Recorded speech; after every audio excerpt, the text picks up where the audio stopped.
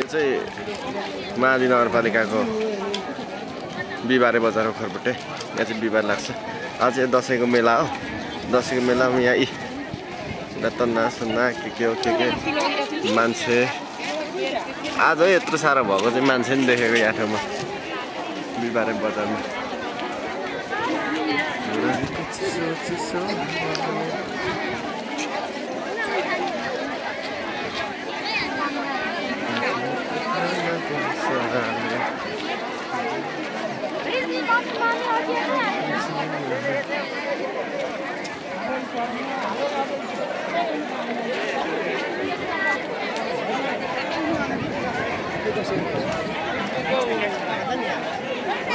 पुरा ढाका टोपी लगाएर बाजा पछाडा गजबको देखिँदो रहेछ त।